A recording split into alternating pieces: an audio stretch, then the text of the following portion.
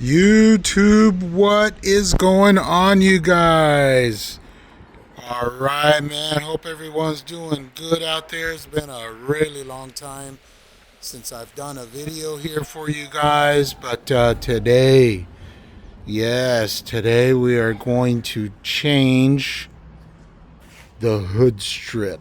So, if you guys remember a while back, I did a video for that, hood strip, but it's been a couple of years now, probably a couple of years now, so it started fading out a little bit and it looked kind of dull. So I was looking around and I found some other pretty cool lights, LED hood strips that I'm going to showcase here for you guys. But I thought, you know what, probably be a good time to show you how to, connect, how to lay it down, how to connect it to your fuse box, because obviously it needs power, right? And so maybe you're not sure exactly how to tap into your fuse box. So I am going to show you how to do that today, you guys.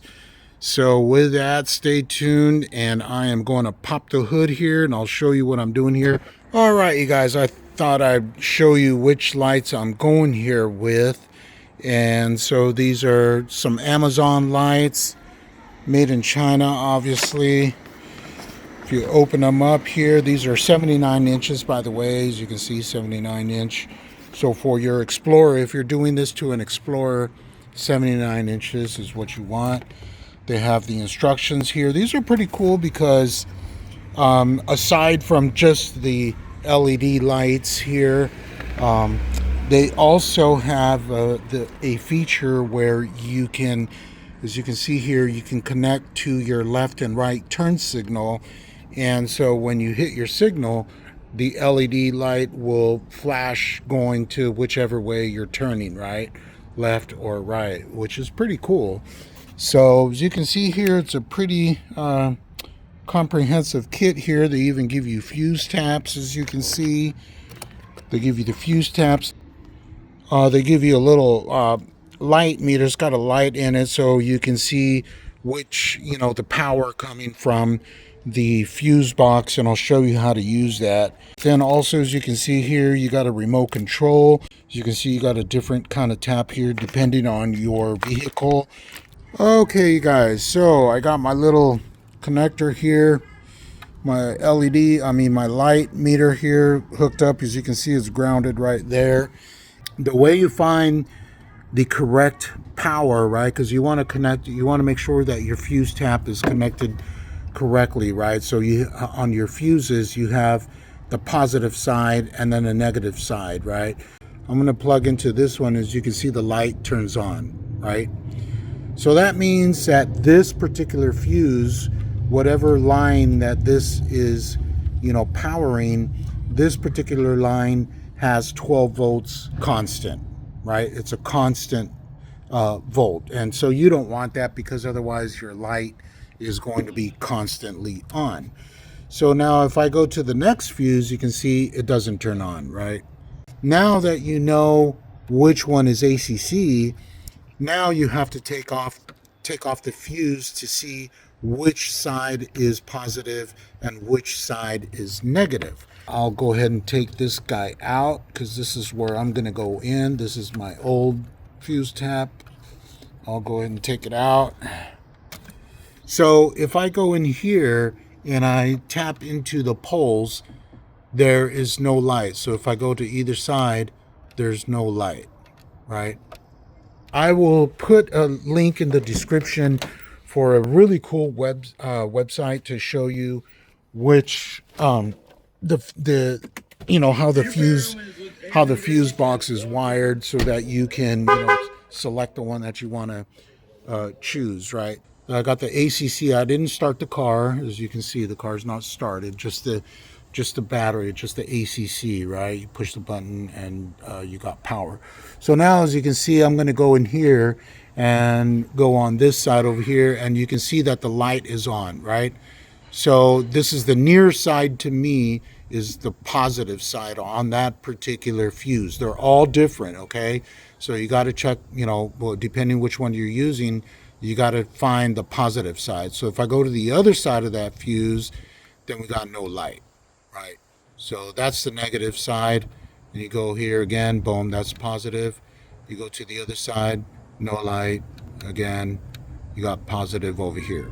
Okay, so that's how you find which is the positive side on the whatever, you know, the fuse that you're going to use, right? So take your fuse tap here, the side with the cable, with the red cable, this is the output side, right? Obviously, so you know, you connect your power comes in your fuse tap, and then it goes out on this side out to whatever it is that you're going to power, right?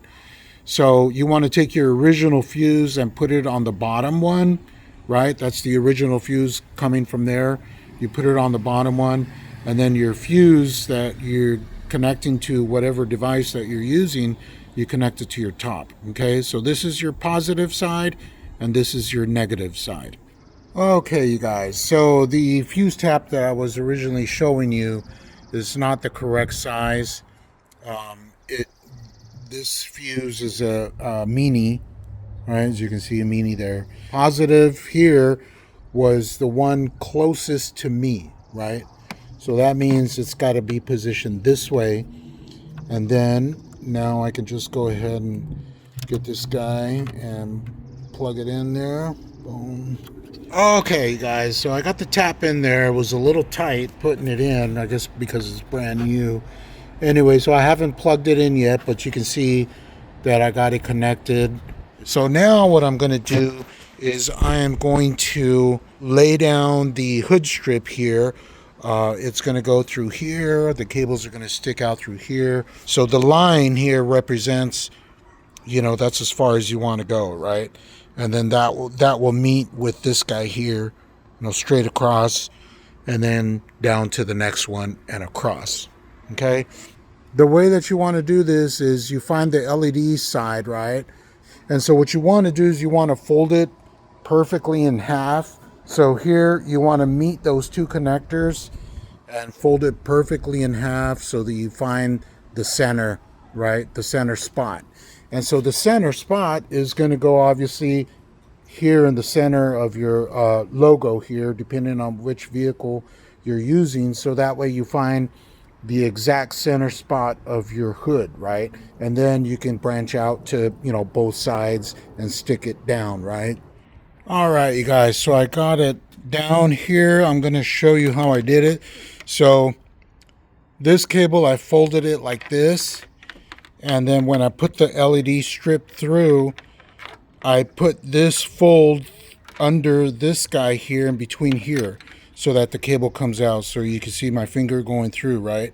So I put it through this hole here and pulled it through so that way, you know, this guy can come out here. Now I can go under the frame here. Most likely I'll go under the frame to come out on this side, as you can see. There we go. Boom. Now it's going to be out of the way from here, all the cabling, right? As you can see, this guy here didn't do very good over here. It's almost done. It's just there's a connector there, so as you can see, I couldn't reach the connector. But it's pretty good. It goes, you know, quite a ways down up inside here. And then it goes all the way around here, as you can see. And then same thing on this side. This side was a little bit better. You can see the connector finishing there. So it's all under right here. So you'll be able to see the LED, you know, from underneath, right from underneath the fender there. So now I am going to go ahead and get ready to plug it in and then make the connections to the ground. As you can see here, I pulled off these guys here because this has got a good ground right there. This is the ground for my underglow lights. So I'll do the same here. I'll connect the ground to this guy with a connector. I've got a connector over here. And then all we need to do is connect the power, the red power cable, to the fuse tap over there. And then we have the yellow cable which is the yellow wire, which is going to connect to the blinker, your side blinker, right, your turn signal. And then the blue cable here, the long one, is going to connect to this side over here. So when you hit your blinkers, the LED is going to indicate, going this way or indicate going that way. All right, you guys, so I got the power connected. You can see I have the red wire going underneath this guy here. Just pull this guy up a little bit and you can slide it through, and then I have it connected there. I already crimped it down to that guy there, so it's all routed, it's good. There you go. So it already has a connector on it, so that way I can just loosen up that bolt. It's already loose, and I'll put it under here and then connect that. So I got my power and my ground, and then again just your 2 turn signals, and I'll show you how that works. Okay, so stay tuned. Okay, you guys, so I disconnected the connector for the headlights here. It's here on the back side. You can see way down here under the headlight here is where you'll find this connector here. Oh. And these are really easy to pull out. You can see on the bottom side, you just feel for this little pin there, right? The lock. Just press it in, and then you can kind of wiggle it out. So now it's just going to be dressing all the cables. I'm going to dress it all really nice here so you won't be able to see. And then right now it's daytime, as you can see, so you're not going to really see it too much. I'll take a look, but definitely when it gets a little bit darker, I'll turn it on for you and I'll show you how it looks. Okay. All right, you guys, so it's not quite dark yet, as you can see, but I think it's bright enough to show you. I got everything connected. As you can see, the headlights just came on, but let's try this. So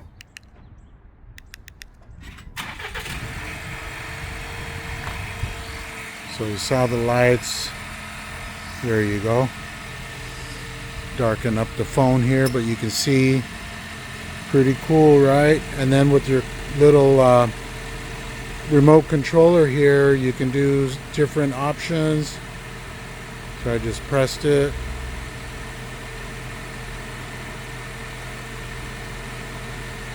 Let's go up.